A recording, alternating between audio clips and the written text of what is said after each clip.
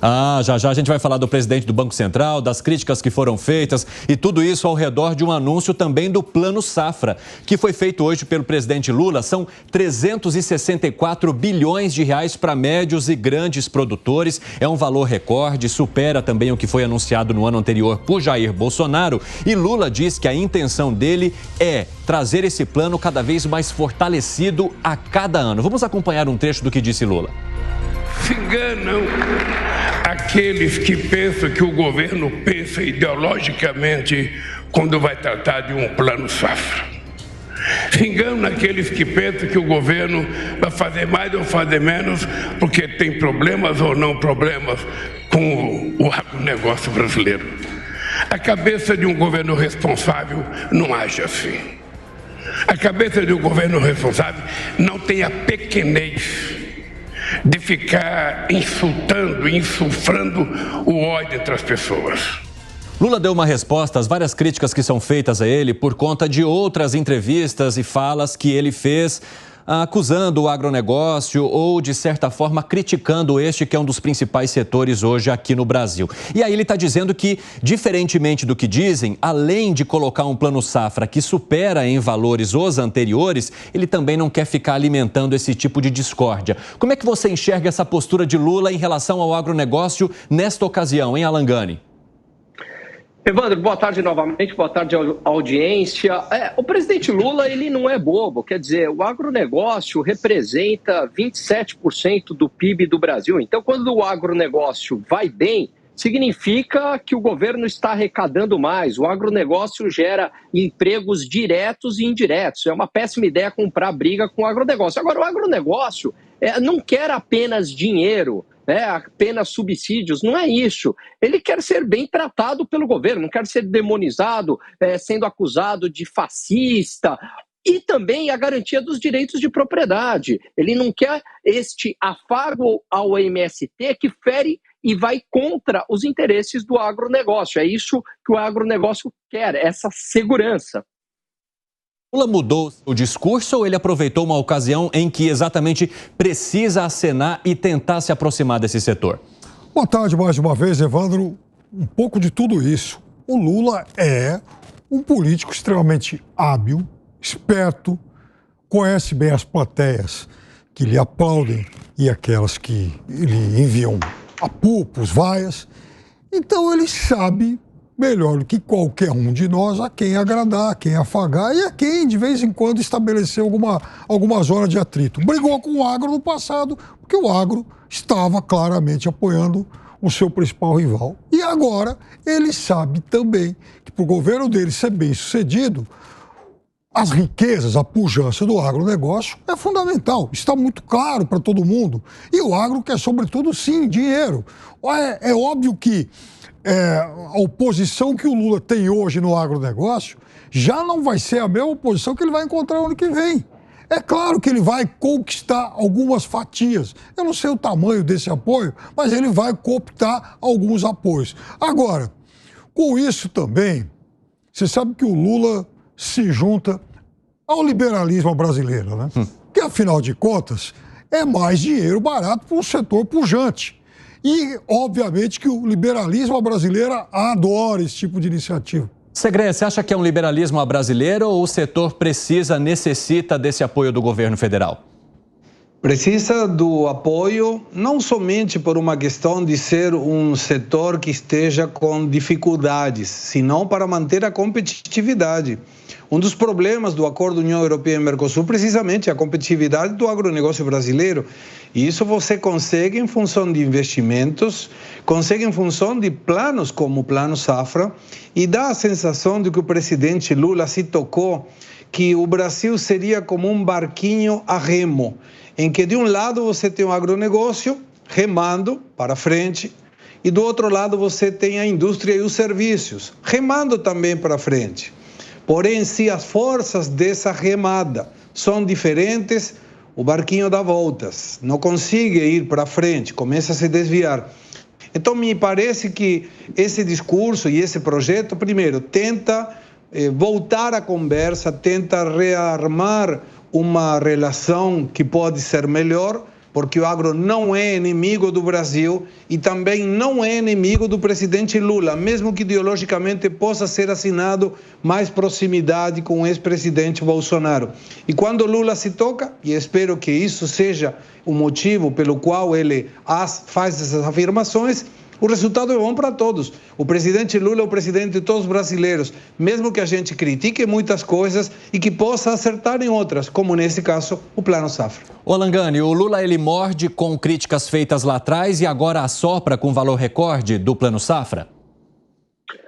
Olha, em parte sim, Evandro, mas existe aí um outro grande problema para o agronegócio. Eu insisto que não é apenas uma questão de dinheiro, é lógico que isso acalma os ânimos, mas é o que fazer com o MST. O MST atrapalha o agronegócio brasileiro. Vamos lembrar que durante os governos Temer e principalmente no governo Bolsonaro, as invasões caíram bastante. Isso significa que é um respeito ao agronegócio. Então, como você concilia esses dois interesses que são antagônicos, MST e o agronegócio? Ele tem interesse no agronegócio por uma questão pragmática, emprego, renda, impostos para o governo, mas, por outro lado, a gente sabe que, ideologicamente, ele gosta do MST. Como é que você vai conciliar essas duas coisas, né? Eu quero aproveitar que você tocou no Movimento Sem Terra, porque durante a live hoje, Lula também mencionou uma questão que seria uma prateleira de áreas que são improdutivas, ou seja, a ideia dele é que os estados façam um levantamento de áreas que seriam improdutivas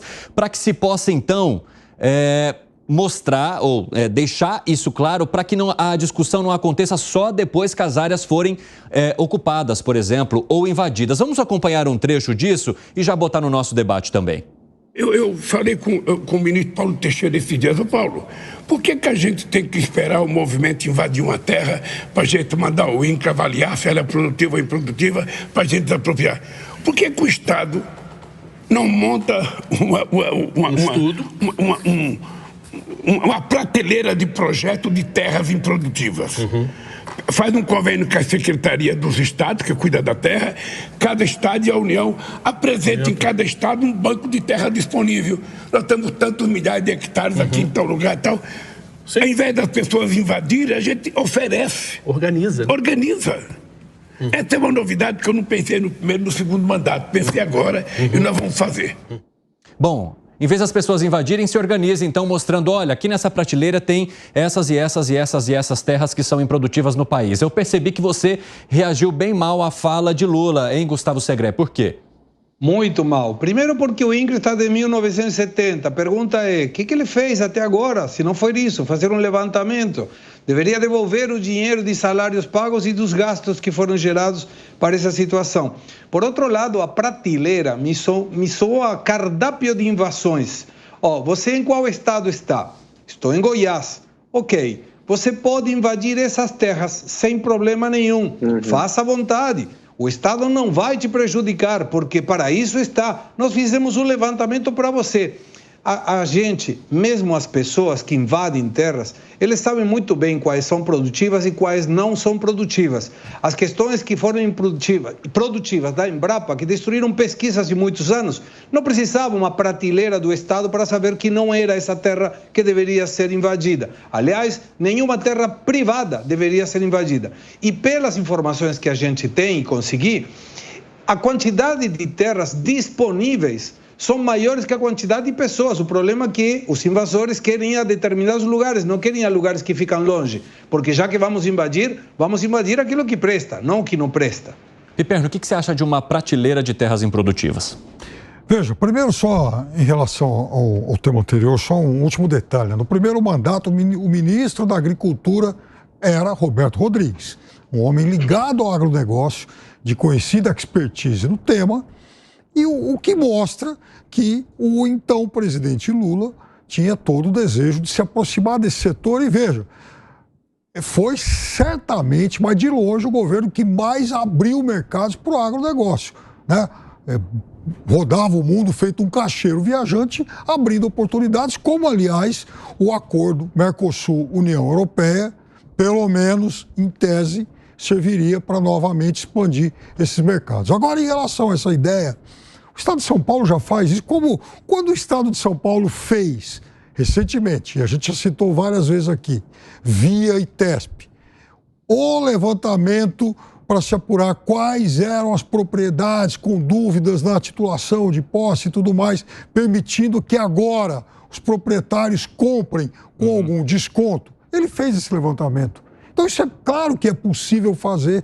E é claro que eu acho que não é o governo federal que tem que sair pingando o país inteiro. O INCRA já fez muito. Aliás, talvez não tenha feito tudo e talvez tenha errado em muitos momentos, mas já fez muito. Agora, essa é uma tarefa que, obviamente, os estados se incumbiriam de executar com muito mais propriedade, porque eles conhecem a sua realidade local. Não é Brasília, não é o INCRA, não é o Ministério do Desenvolvimento Agrário, é quem está lá, ou seja, é o Estado. Essas prateleiras poderiam fazer as invasões diminuírem, no seu ponto de vista, Gani?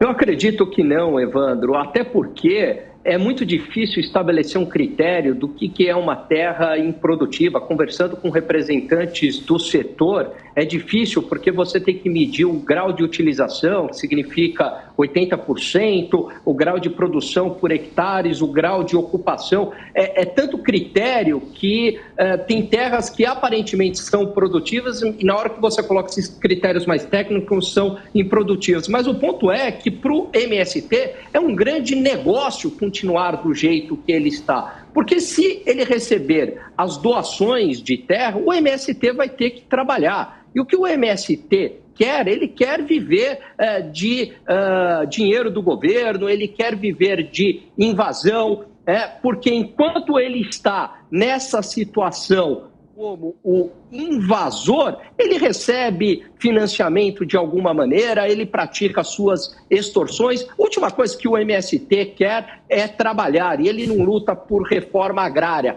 Ele usa desse discurso da reforma agrária para defender os seus interesses econômicos por meio de uma roupagem ideológica. De forma objetiva, Segré, que você coçou a cabeça, fale rapidamente aí.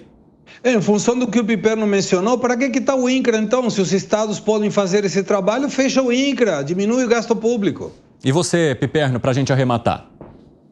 O trabalho do INCRA não elimina o trabalho dos estados. Eles podem, inclusive, se unir, e até porque eles têm algumas atribuições diferentes. Agora, para quem não conhece, por exemplo, o tema reforma agrária a fundo, procurem se informar sobre, por exemplo, Fazenda Anone. O MST não quer trabalhar, Piperno? Não, então, procurem o que significa, por exemplo, a Fazenda Anone. Está lá um belo exemplo do que foi feito a partir da distribuição de lotes para trabalhadores sem terra.